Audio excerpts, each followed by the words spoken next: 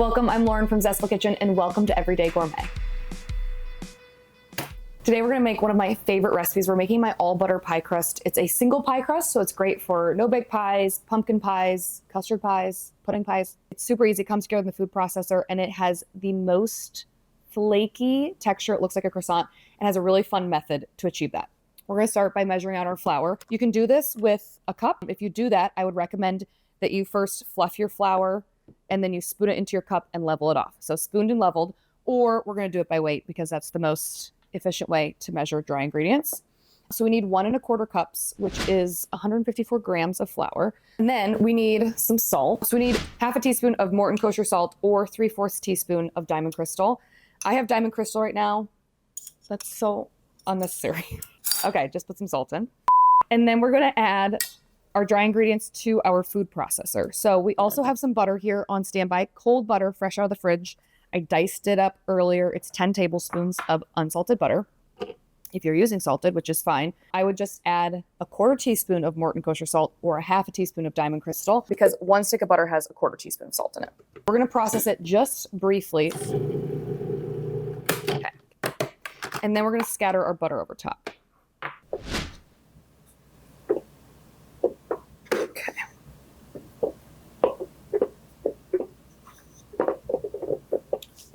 So pretty. We're gonna process this until it resembles a coarse cornmeal, so about 10 to 12 pulses. All right, let's look. That looks good. That's perfect. So you can see there's like little pieces of butter in there. So each pulse should be about a second. So when a recipe says pulses, the pulse should be a second. And then we're gonna add this back to our bowl. Oh, so we have our buttery flour in here, and now we're gonna drizzle in 3 tablespoons of ice water.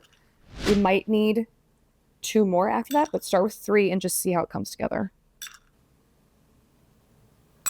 And then I'm gonna use a rubber spatula and just start lightly mixing it together. So once everything's kind of tossed together, then I use the back of my spatula to press it together. Depending on how humid your kitchen is, it might come together with just 3 tablespoons of water. If it's not that humid, you might need some more. So I'm adding 1 more. So this is still pretty loosey-goosey. You want it to be a shaggy dough. You don't want it to be that wet, but it should hold together at least somewhat. Yeah, that's good. Okay, now we're going to put it onto a large sheet of plastic wrap. And I'm gonna use the plastic wrap to kind of bring the dough together. So the enemy of a really good pie crust is heat until you bake it. So you don't want your warm hands to melt the butter. So this is a great way to avoid that. Okay, I will use my hands just a little bit, but I'm gonna use the plastic wrap to do most of the work. If it still isn't coming together, you can add a little bit more water.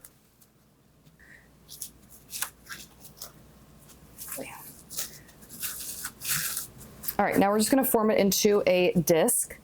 About a 4-inch disc is what you want. So I'm just gonna fold it together.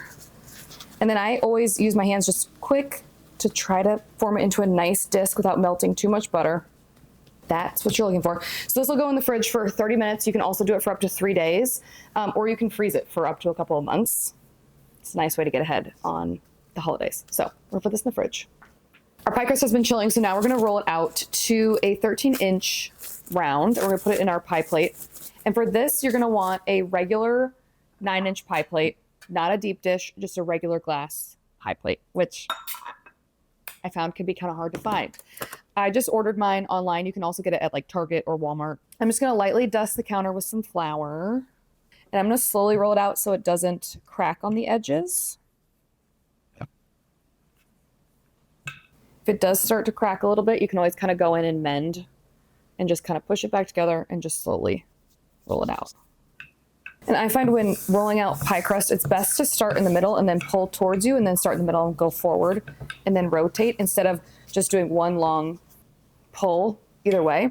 It's best to start in the middle and just push or pull out. Just makes for a more evenly round crust.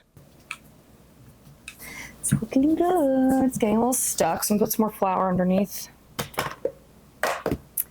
But you can see the nice, it's hard to hold it up. You can see the buttery flecks in there. Okay, I think that's close. At this point, when you have it at about 12 inches in diameter, what I like to do is I roll it out to 13, but what I will do is I'll kind of roll the edges thinner than the center because they're going to get tucked under anyway. And then you don't have such a thick crust on the top and you still have a nice thick crust on the bottom. So there's multiple ways you can get this into your pie plate. You can roll it over your rolling pin. You can try to grab it with your hands. I find the best and safest way is to just fold it in quarters, place the corner right in the middle of the pie plate, and then quickly unfold it. I think that's the easiest way to get it in without tearing. Depends on how strong your crust is, but that's how I do it.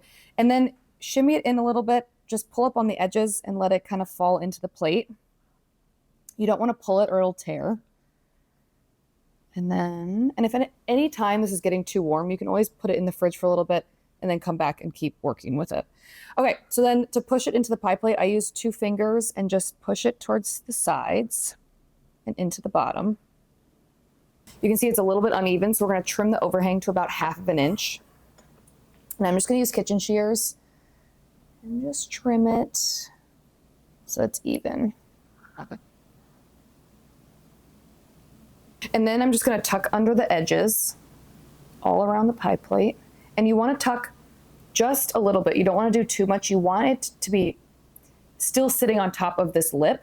If it's not sitting on top of the lip, it'll just slide right down during baking. So you want to just do it right on top. Now we're just going to crimp it. And the way I do it is I just do a finger into 2 fingers, if that makes sense. Or you can do a thumb. You do a thumb or a finger. I find the finger works best, but you can crimp it however you want. You can also use a fork. You could just not crimp it. Now that it's lined, we're going to chill it for 20 minutes. And then we have a few other things we need to do before we can bake it. So our crust has been chilling for 30 minutes. And now we are going to prick the dough. We're going to do the sides and the bottom a few times. And then we're going to take our very janky foil. I took this camping and I forgot to buy new foil. So that's why it looks like this. Okay. So now that our crust is firm enough, we can do this. You don't want to do this right away or else you'll tear the pie crust to hell. We're just going to press it into the bottom and the sides.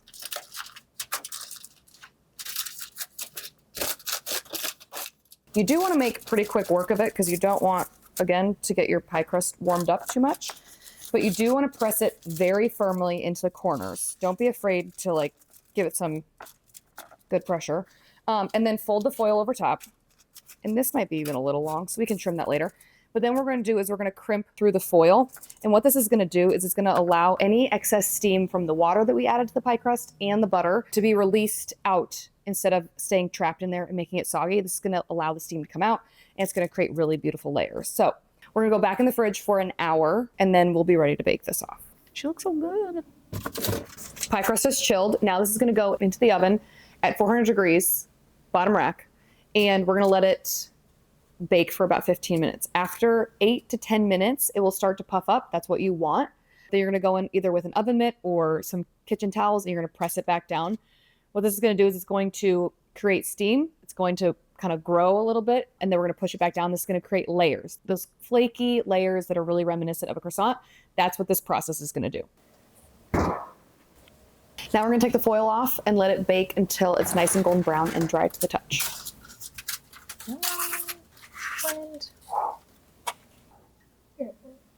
I'm actually going to take this. So this is our all butter crust. At this point, it's partially baked. If you keep baking it, it'll be fully baked. You'll probably need another 10 minutes. And then you can put a no-bake filling in. This is going to be used for a baked filling, pumpkin pie. But that's it. That's all it takes to make the flakiest all butter pie crust. This would also be great for a quiche. You can get all the details on how to find the recipe, any equipment that I used in the caption below. But if you have any questions on how to make this, or let me know how you plan on using it, I'd love to know in the comments below. And next week, I'm going to be turning this pie crust into the best ever pumpkin pie. So make sure that you subscribe and come back next week for my pumpkin pie recipe. Smash that subscribe button, as the kids say.